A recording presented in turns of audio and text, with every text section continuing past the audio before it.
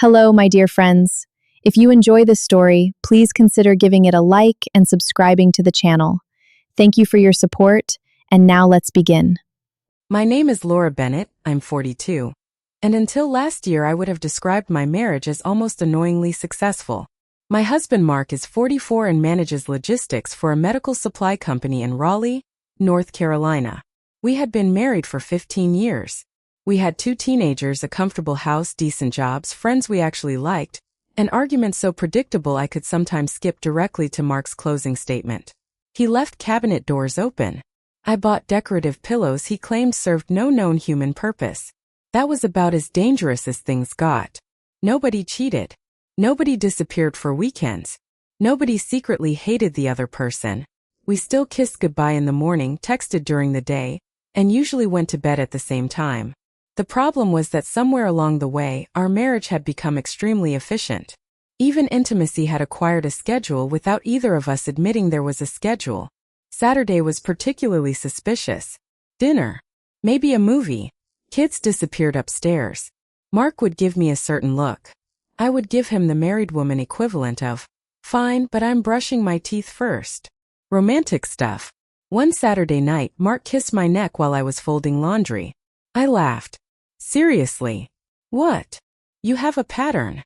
"I do not have a pattern." "You absolutely have a pattern." He looked offended. "I'm spontaneous." "You kissed my neck last Saturday at almost exactly the same time. That proves consistency. It proves you're a human calendar notification." He laughed, but then neither of us said anything. That silence bothered me more than the joke. The next morning I asked him whether he was bored. He was pouring coffee. "With you." "With us." He stopped pouring. That tiny hesitation answered more than I wanted it to. "Sometimes," he admitted. I appreciated the honesty and hated it at the same time. Then he asked, "Are you?" "Yes." That was how 2 reasonably happy married people ended up sitting in Dr. Elaine Foster's office 3 weeks later. Elaine was a couples therapist in her late 50s who had an unsettling talent for letting silence become so uncomfortable that you confess things just to make it stop. After listening to us for nearly an hour, she asked whether we still loved each other. "Yes," Mark said immediately. I nodded. "Are you attracted to each other?" Mark looked at me. "Definitely." "So what exactly is missing?" I thought about it. "Surprise." Mark nodded. Elaine leaned back. "You know each other very well." "That's usually considered a positive thing," Mark said. "It is, until familiarity becomes the only way you see each other." I frowned. "What are you suggesting?" "I want you to stop being Laura and Mark for an evening." Mark glanced at me. Elaine continued as if she just suggested trying a new restaurant. "Try role-playing." I nearly laughed. Mark actually did. Elaine didn't. "You're serious?" "Completely." Mark looked at me again. I could already see panic mixed with curiosity on his face. "What kind of role-playing?" I asked. Elaine smiled. "That part is your homework." We discussed the assignment in the car. Actually, discussed is generous. For the first 5 minutes we drove in silence. Then Mark said, "Absolutely not." I looked at him. "You were the one complaining about boredom." "I wasn't complaining." "You admitted it." "There's a difference." "Fine." "You elegantly acknowledged our marital stagnation." "Thank you." I waited. He sighed. "What would we even do?" "I don't know." "Am I supposed to wear a costume?" The horror in his voice made me laugh. "Maybe." "No pirate." "I wasn't thinking pirate." "You smiled." "You were thinking pirate." I wasn't, but from that moment on I considered it. We eventually agreed to something simple. The following Friday we would meet at a hotel bar downtown. Separately. We would pretend we'd never met. No costumes. No ridiculous accents. No complicated backstories. Mark would arrive first. I would come 20 minutes later. It sounded easy. Friday evening, I stood in our bedroom staring at my clothes and discovered something unexpected. I was nervous. Not fake nervous. Actually nervous. I chose a fitted dark green dress Mark had seen before but hadn't seen in a long time. Then I changed my hair. Nothing dramatic. I wore it down instead of tying it back the way I usually did. Our daughter saw me leaving. Where are you going? Out. With Dad. Sort of. She narrowed her eyes. I left before that conversation became dangerous. When I walked into the hotel bar, I spotted Mark immediately. He was sitting alone with a bourbon, dark jacket, white shirt, no tie. He looked good. That annoyed me slightly because I had spent 15 years seeing this man eat cereal in old t-shirts. I sat 2 stools away. For perhaps 30 seconds, neither of us spoke. Then Mark turned. Can I buy you a drink? His delivery sounded like a police officer reading somebody their rights. I stared at him. He almost broke character. Is that your opening line? You're not supposed to know me. Sorry. He tried again. Are you waiting for someone? Maybe. That sounds complicated. Maybe I like complicated. That one came out better than I expected. Mark raised an eyebrow. Something shifted. For the next hour, we invented versions of ourselves. I became Claire, a recently divorced gallery manager from Atlanta. Mark became Jack, a consultant from Chicago. Apparently neither of us had much imagination when choosing occupations. But it didn't matter. We flirted. Badly at first. Then less badly. At one point Mark asked Claire what she noticed first about a man. Hands, I said. He looked at his. I laughed. You just checked your own hands. No, I didn't. You absolutely did. We broke character for about 30 seconds because I couldn't stop laughing. Then we started again. Later, in the elevator, Mark leaned closer and quietly asked, So, Claire, are you coming upstairs? I knew exactly what was happening. I knew the man. I knew the hotel room was ours. I knew our kids were staying with my sister. And somehow my heart still beat faster. That surprised me. The next morning, Mark looked ridiculously pleased with himself. So, I poured coffee. So what?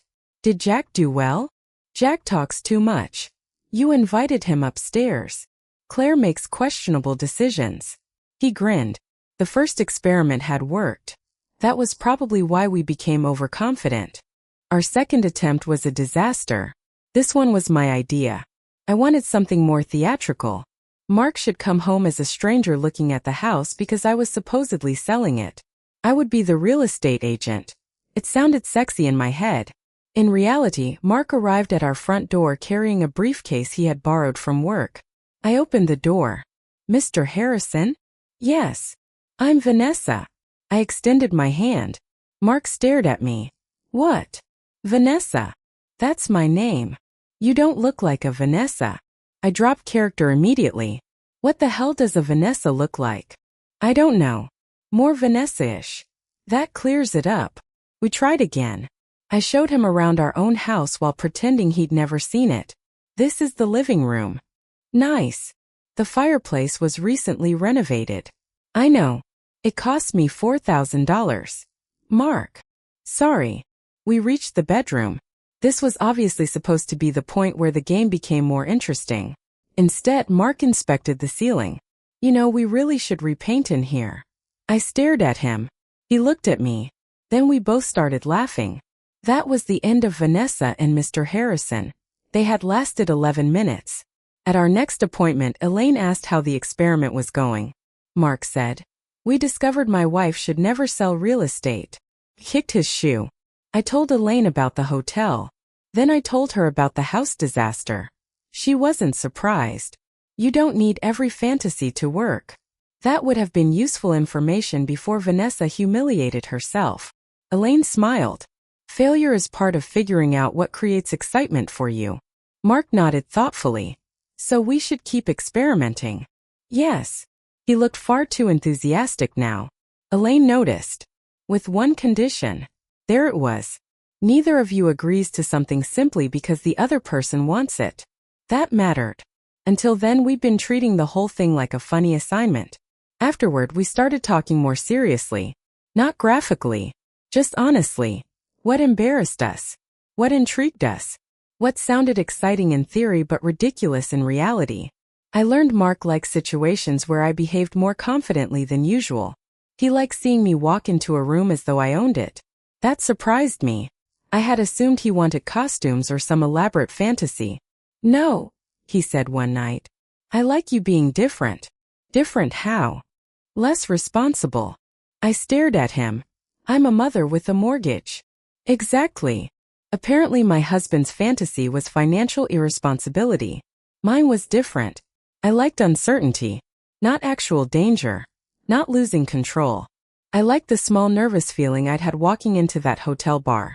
The possibility that something unexpected might happen even though I knew perfectly well who was waiting for me.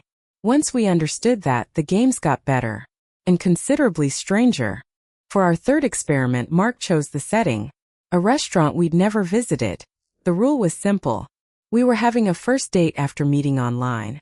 This time we kept our real names. We simply pretended we knew nothing about each other. That produced some surprisingly uncomfortable questions. Have you ever been married? Mark asked. I nearly choked on my wine. Yes.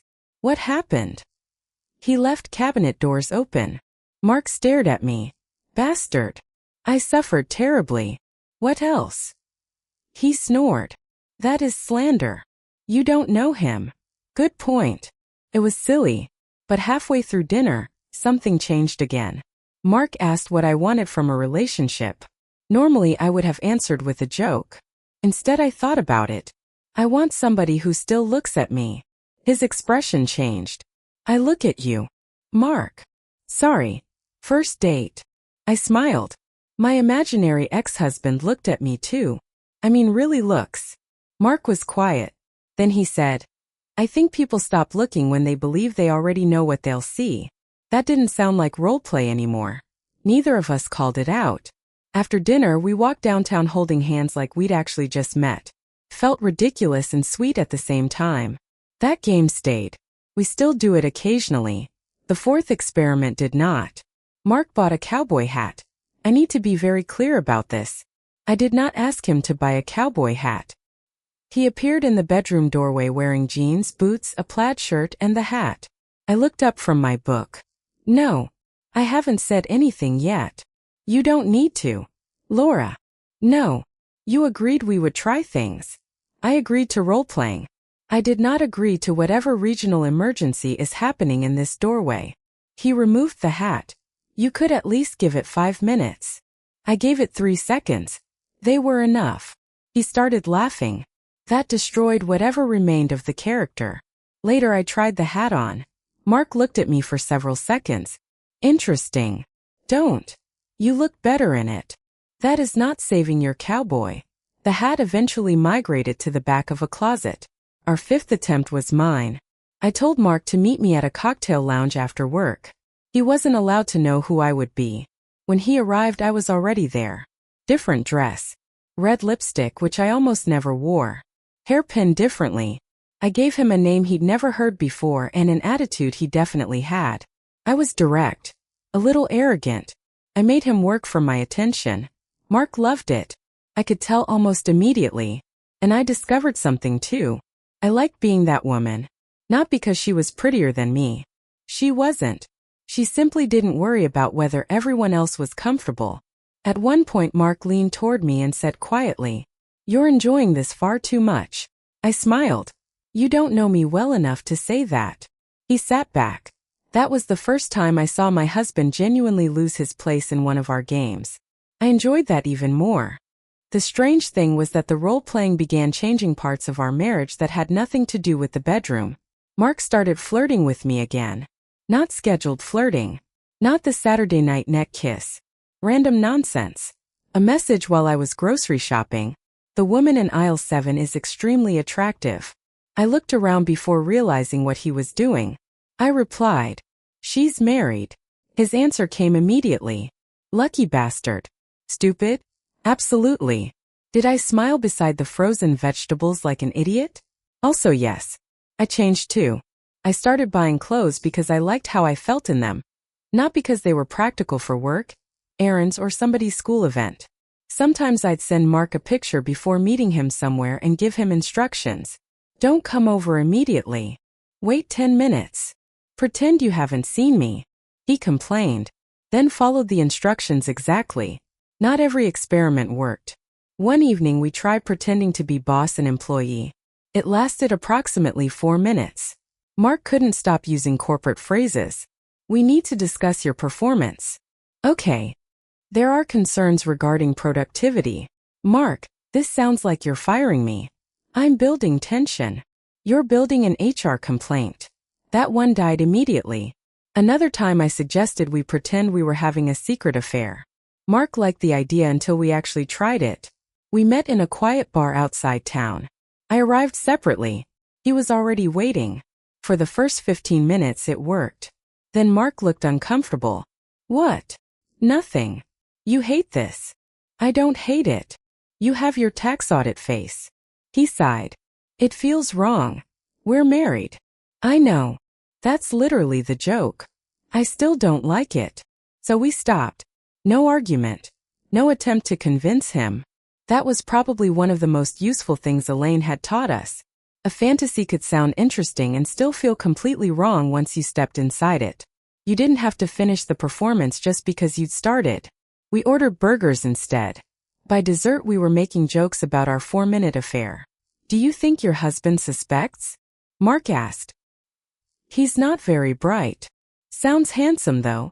Average. Cruel. Somewhere during those months, I stopped thinking of the experiments as a treatment for our marriage. We weren't repairing something broken. Nothing had been broken. We had simply stopped surprising each other. There was another change I hadn't expected. We talked more openly about attraction. Before therapy, if I noticed another man was attractive, that information stayed safely inside my head. Mark did the same with women. It wasn't dishonesty exactly. It just seemed unnecessary to mention. Now sometimes we tease each other. At a restaurant one evening, I caught Mark glancing toward a woman at the bar. I leaned closer. She's pretty. He nearly dropped his fork. I wasn't looking. Oh please. I noticed her. That's called looking. He studied my face, apparently trying to determine whether he was in trouble. I laughed. Relax. That openness felt oddly intimate. We weren't pretending marriage had made the rest of humanity invisible anymore. We trusted each other enough to admit that our eyes still worked. About 6 months after our first appointment, Elaine asked whether we thought the role-playing had solved our problem. Mark answered first. No. I looked at him. Elaine did too. He smiled. The role-playing wasn't the solution. What was? Talking about it. I hated when he said something smarter than I was about to say. But he was right. The hotel game had been exciting. The fake first dates were still fun. My confident stranger had become a recurring character Mark was embarrassingly fond of. The cowboy was dead and would remain dead. Vanessa had abandoned real estate. Our imaginary affair lasted less time than some television commercials. But the games themselves weren't really the point anymore. For 15 years Mark and I had been very good at being married. We knew how to manage bills. Children, work, vacations, parents, repairs, Christmas, dentist appointments. We had become excellent partners in the administrative department of life. Without noticing, we'd started treating attraction like something that should maintain itself. Elaine asked me what had changed most. I thought for a moment. I see him again. Mark turned toward me. I continued before he could make it sentimental. Unfortunately. He smiled. What does that mean? Elaine asked. It means sometimes I look at him and don't immediately see my husband. That sounded worse than I intended. I tried again. I see the man I married. There's a difference? Yes. A big one, actually. My husband was the man who knew where we kept the insurance documents. The man I married was the guy who once drove 3 hours because I'd mentioned wanting to see the ocean at night. They were the same person. I just stopped noticing both versions. Mark said something similar about me. He told Elaine he'd gotten used to seeing me as Laura the wife, Laura the mother, Laura who remembers everything. The games reminded him there were versions of me he didn't completely know. I liked hearing that, because after 15 years being unknown even a little felt surprisingly good. We still have boring weeks. Of course we do. Sometimes Saturday night is just Saturday night. Sometimes we're tired. Sometimes one of us wants to sleep and the other doesn't take it personally. We don't transform ourselves into fictional characters every weekend. That would become another schedule, and we'd be right back where we started. Instead, every few weeks one of us will say, "Want to meet someone tonight?" That means something different now. Sometimes it's the hotel bar. Sometimes a first date. Sometimes I become the woman with the red lipstick and the attitude. Once Mark suggested bringing back the cowboy. I told him our marriage was strong, but not indestructible. The hat remains in the closet. Last month, on our 16th anniversary, we went back to the hotel bar where we tried the first game. Mark arrived before me.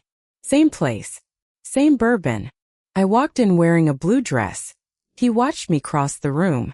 I sat beside him, not 2 seats away this time. He smiled. "Can I buy you a drink?" I looked at him. That line didn't work particularly well the first time. It worked well enough. "You were terrible. You still came upstairs." I laughed. There was no Claire. No Jack. No pretending we were strangers. We didn't need it that night.